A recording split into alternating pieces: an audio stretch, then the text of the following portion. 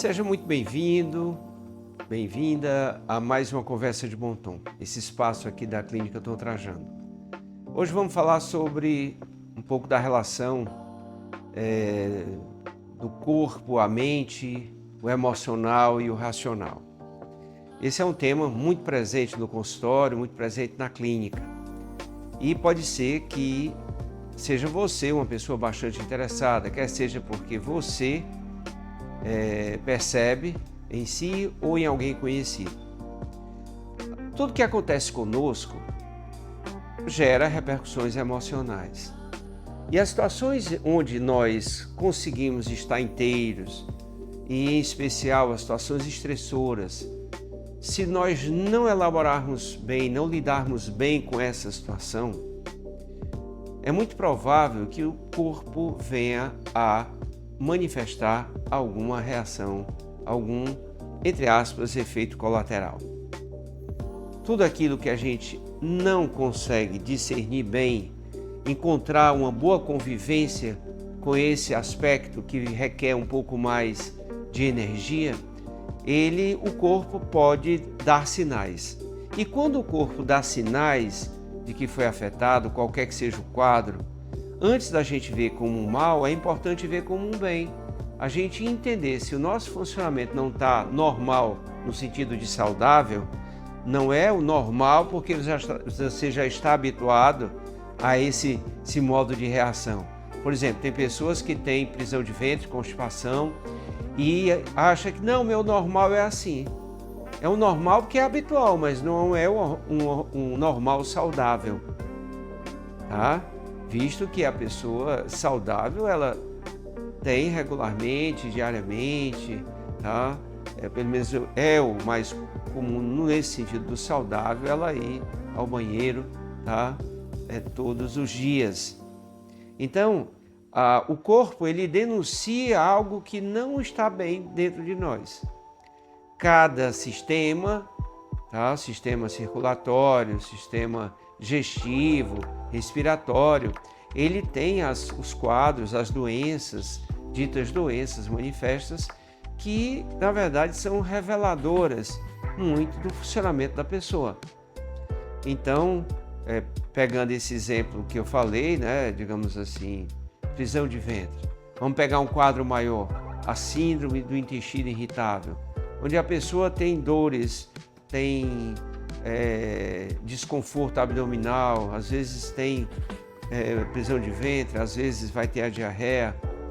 É muito comum, e a clínica mostra isso, pessoas que tendem a racionalizar muitos conteúdos, as experiências que vivem, e não permite que a emoção venha à tona, se manifeste.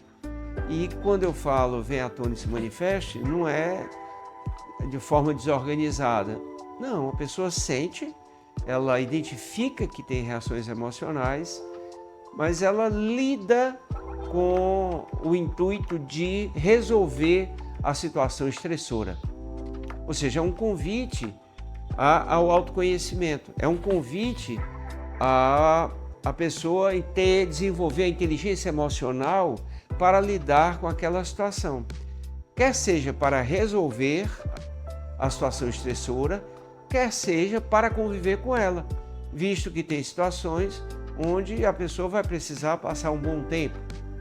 Digamos assim, um quadro como esse. Tá? Então, vai levar um certo tempo para que a pessoa se conheça, identifique esses núcleos que estão ali represados e para que ela venha encontrar uma solução, uma ressignificação daquele fato. Então, normalmente, experiências mais intensas, de surpresa, inesperadas, melhor dizendo, elas tendem a gerar um impacto fisiopsíquico.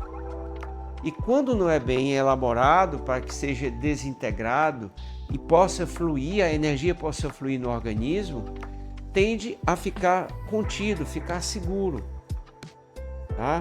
Então, os nódulos, quer seja na mama, quer seja no útero, quer seja em qualquer que seja a região, tá? Os cistos, são respostas orgânicas do organismo tentando sobreviver, tentando reagir a algo que está sendo guardado e que está ocupando espaço dentro dela.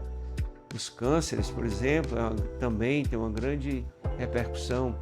É importante que se entenda que não é uma questão, a gente sabe hoje que tem um aspecto genético, mas que é importante, mas o aspecto epigenético, que são os fatores que vão abrir esse gene, que tem essa informação, essa informação hereditária que a pessoa traz dos seus genes, mas que se não tiver um agente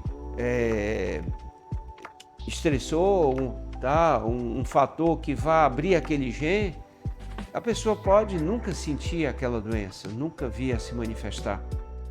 Então, aí essa interface da emoção e da razão, antigamente era visto tudo junto, interligado, né, do século passado, do século XIX para o século XX, é que se agudizou essa ideia de corpo e mente como algo separado.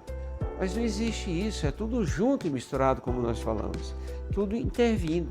Daí a necessidade da gente ter a vivência plena e estarmos atentos ao que acontece conosco. Se você sente uma dor de cabeça um dia, ok, pode ter acontecido algum fato gerador, mas se aquilo se repete, vai se repetindo, se você estiver atento, se auto-observando, você vai fazer a relação com o que é aquilo, desde quando aquilo começou, teve algum evento doloroso, um evento traumático, a dor de cabeça se manifesta em que circunstâncias? Pode ser o gatilho pode ser físico? Pode ser físico, mas existe um contexto emocional, digamos, que fragiliza o organismo, que dá margem àquele tipo de manifestação e formação desses quadros. Então, o corpo, muitas vezes ele vai reagir àquilo que a gente não elabora emocionalmente. Muitas vezes, se a gente tivesse diante de uma dor, um sofrimento, posto para fora, chorado, falado, alguém que nos chateou, a gente tivesse conversado, posto para fora o que estava sentindo, o quanto que aquilo desagradou, mas são muitas as pessoas que têm medo do conflito, acham que se falar vai ter conflito, então tem medo de que vai explodir. Ora, pode ser que para evitar a explosão, ela acabe implodindo dentro dela. Aí é importante parar e pensar, vale a pena? Vale a pena? Então, se você não se sente à vontade para falar, se você tem dificuldade de expressar suas emoções, procure ajuda, procure acompanhamento terapêutico para lhe ajudar a entender que mecanismo de defesa é esse que faz você temer a comunicação saudável. O poder que você dá ao outro tendo medo de se expressar, tendo medo de se mostrar. Quando eu era criança, era muito comum a ideia de a criança tinha que engolir o choro, tinha que ser forte, principalmente o homem, né? Seja homem, isso dito para o menino, seja homem, engula esse choro, né? Então aí tem muitos conceitos e preconceitos que entram nesse contexto e com repercussões sérias de autocobrança.